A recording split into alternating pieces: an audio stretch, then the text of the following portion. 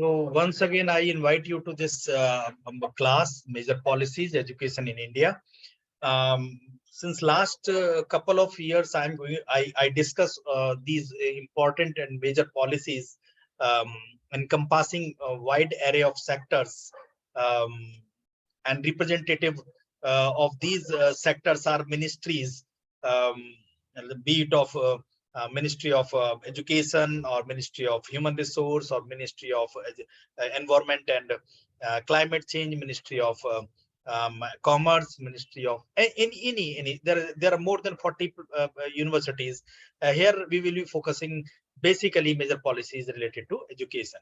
The one and the most important policy, that is Samagra Shiksha, which government had some of the outcomes, and the policymakers had the outcomes in their mind, that encompassing different aspects of education, um, and which those all aspects of education could produce a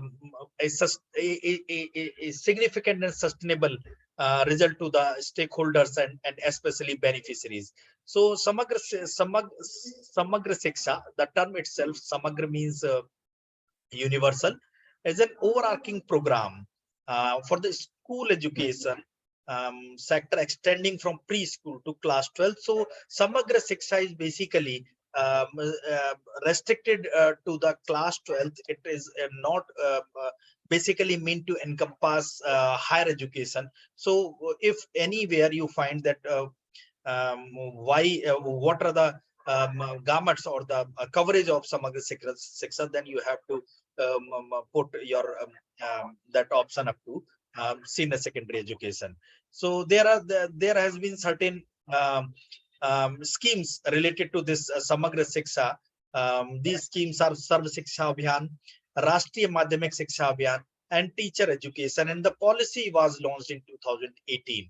This is the general idea or the introduction of the Samagra Shiksha, and it covers basically 1.16 million schools. This is the data here, that in India, at least 1.16 million schools are there, which will be covered in Samagra Shiksha. Over 156 million students will be the beneficiaries, and 5.7 million teachers of government and aided schools from primary to secondary level will be the part of these schemes. So again, this particular data will help us understand, and we'll try to relate with that of the outcome, as well as the practical challenges somewhere when we visit to these institutions or the schools or colleges, and when we talk to the people on any of the forum.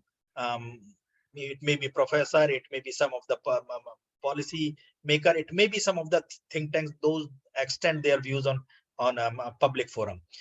Here in objectives, the major objectives of schemes, since it's a wide and very the policy which is of very wide array, support states and union territories, and recommendations of the National Education Policy 2020 also become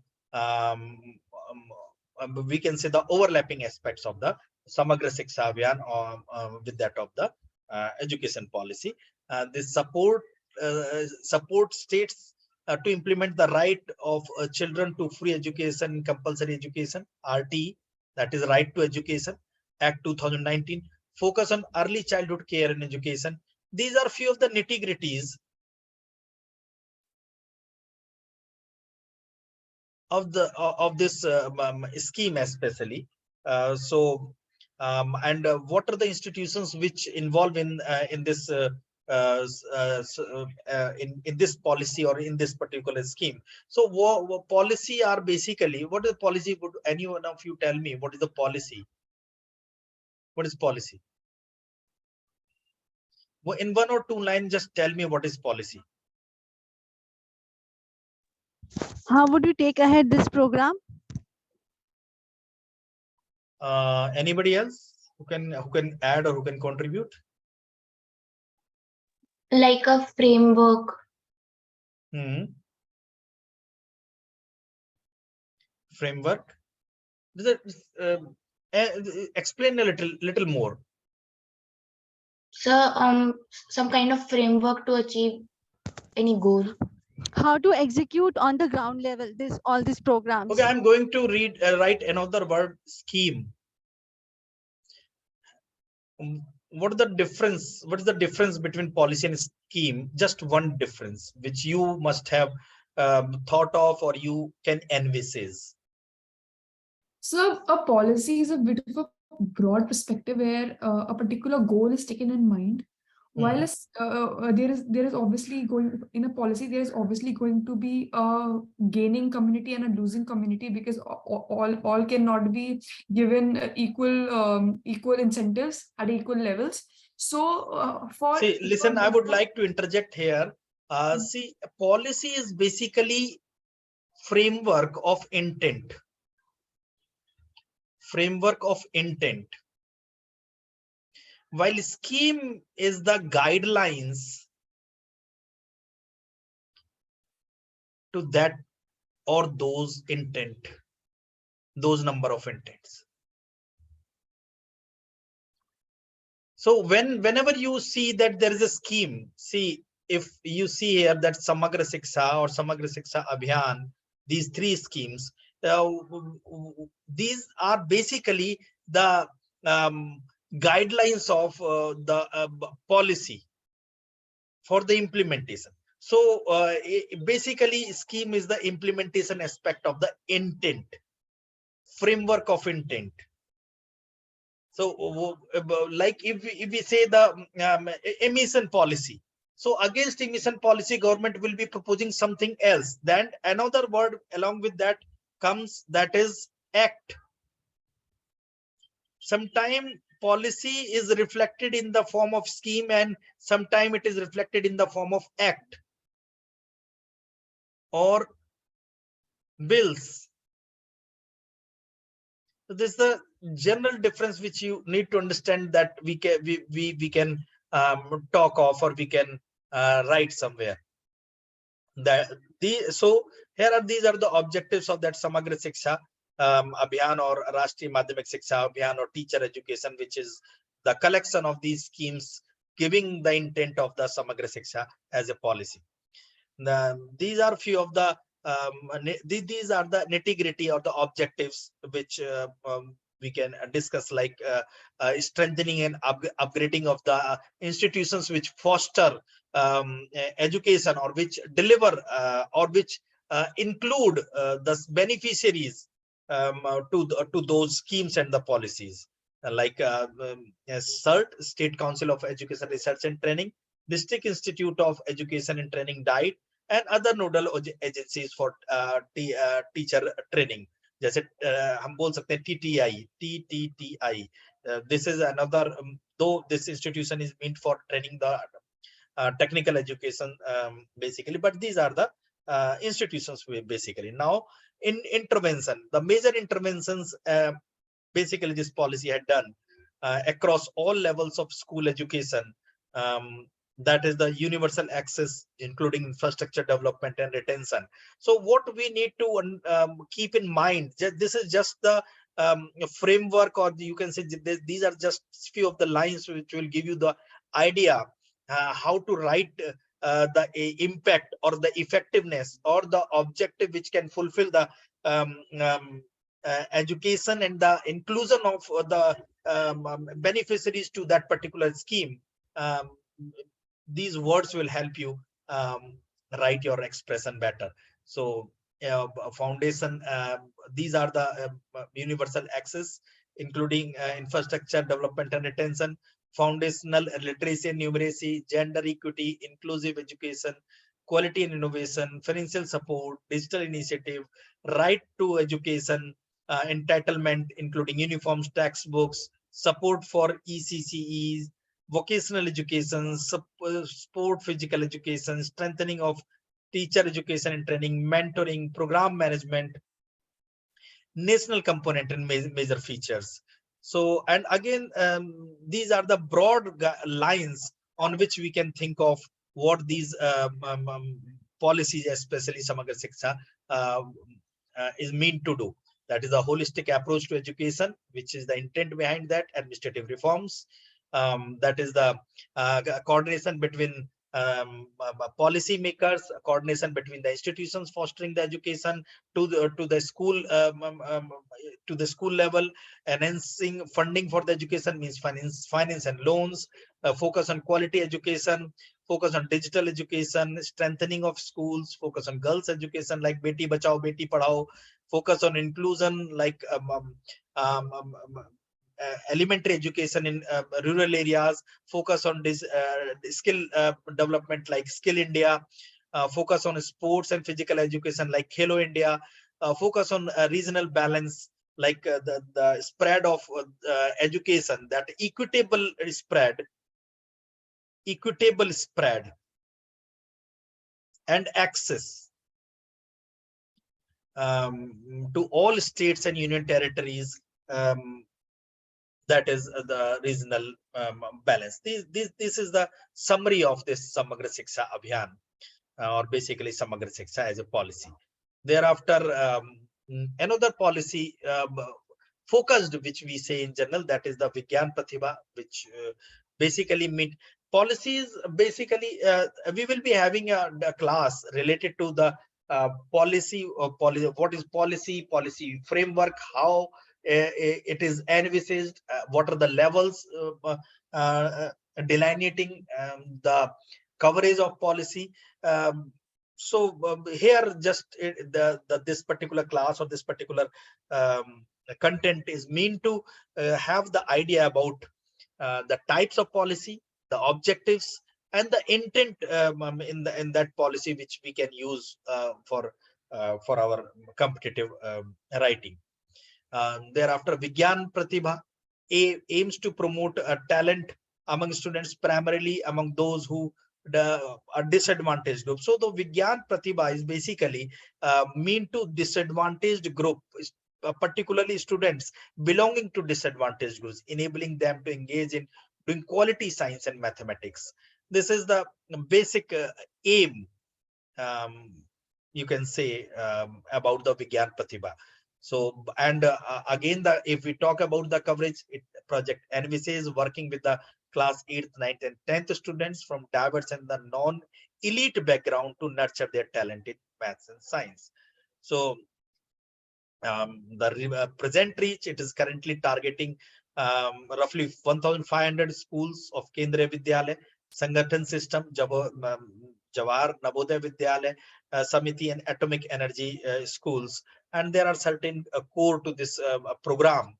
So meanwhile, policies, schemes,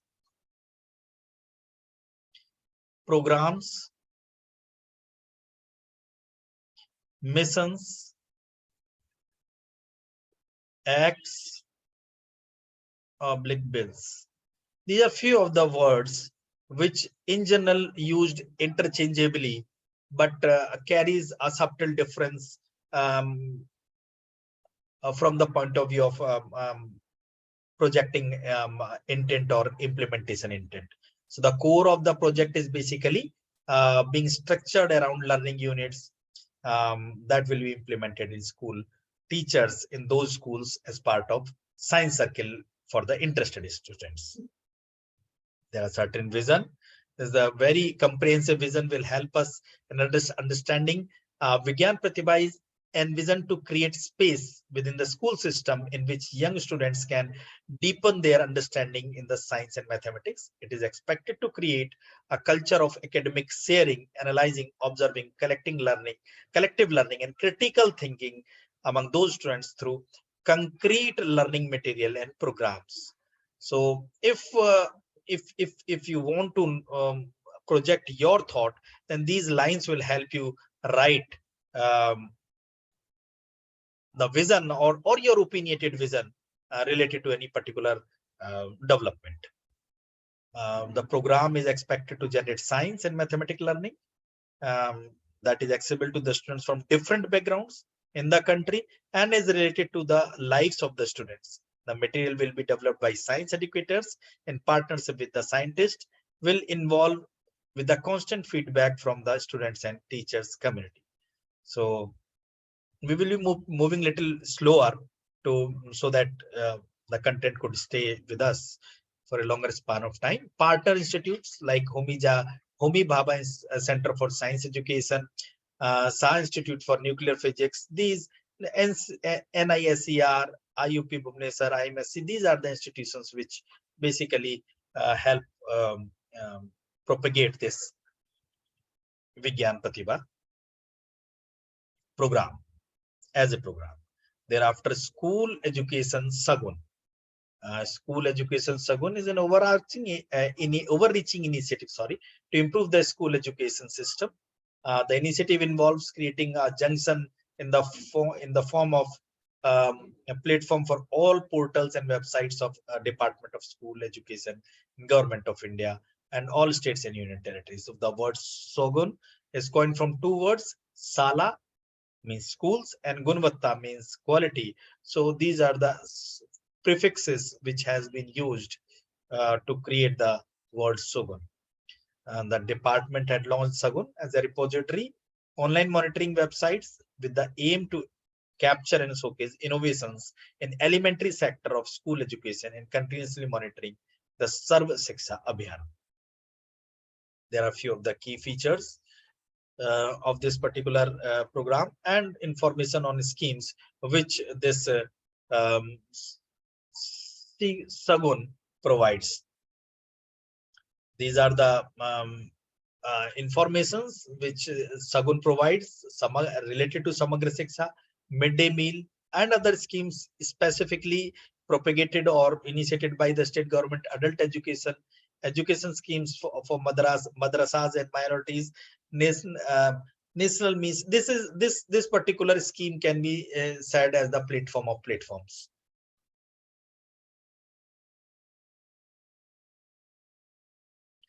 Platforms. POP. So this is a long list. You just have your cursory glance over this, and we will be discussing another development, especially in elementary education. So for the sake of understanding the development in elementary education and the contribution national education policy in India, a wide range of programs have been initiated to achieve the goal of universal education, elementary education, through several schematic and program intervention like Sarv Shiksha, midday meal, Mahila Samakhya, and strengthening for providing the quality education in madrasas. Sarv Shiksha Abhiyan is implemented as India's main program for universalizing elementary education. Its overall goal includes universal access and retention, bridging the gender and social category gaps in education, and enhancement of the learning levels of the children. Thereafter comes the secondary education schemes. Again, centrally sponsored schemes: Rashtriya Madhyamik Shiksha Abhiyan, Girls Hostel Scheme, National Scheme for Incentives to Girls for Secondary Education, Inclusive Education for Disabled in Secondary Stage, Scheme for Vocational Education, National Merit Cum Means Scholarship Scheme, and this range of centrally sponsored schemes meant for upgrading the secondary education as policy initiatives. Thereafter comes the schemes for higher education. These are the higher education is the shared responsibility of both center and the state. Agar, if anybody asks you that education falls in which particular list, do you know that? It's state list. So can you repeat the question? Education falls in which list?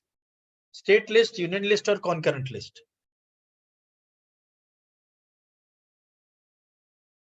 Education.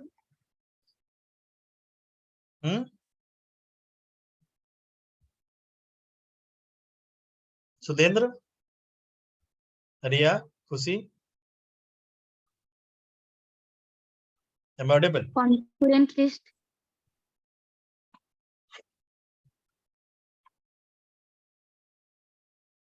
So tell me, anybody else? Divyanka? Sudhendra, am I audible?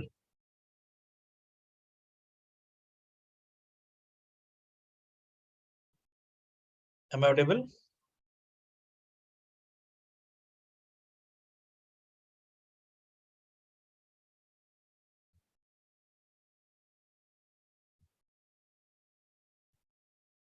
Yeah. Is there any logic to keep education in concurrent list? If you are asked that why education has been kept in concurrent list, can you reflect something? Sir, so that it covers both center and state. Why health was not kept in concurrent list if education is there? Recently, I hope you must have listened about the health policies, and the people had started debating or putting opinion that health should be the part of concurrent list also. So can you speak in a few of the lines, like 3 or 4 or 5 lines, putting your premises to uphold this aspect of putting education in concurrent list? Sudhendra, am I audible?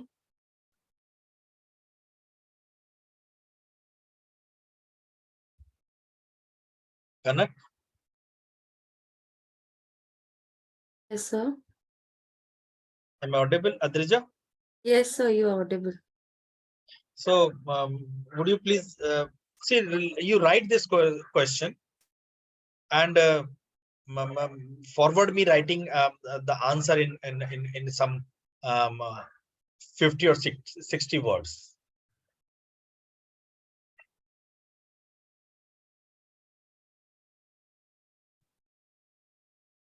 Is it possible? It's not possible. It is compulsory to write to all of you.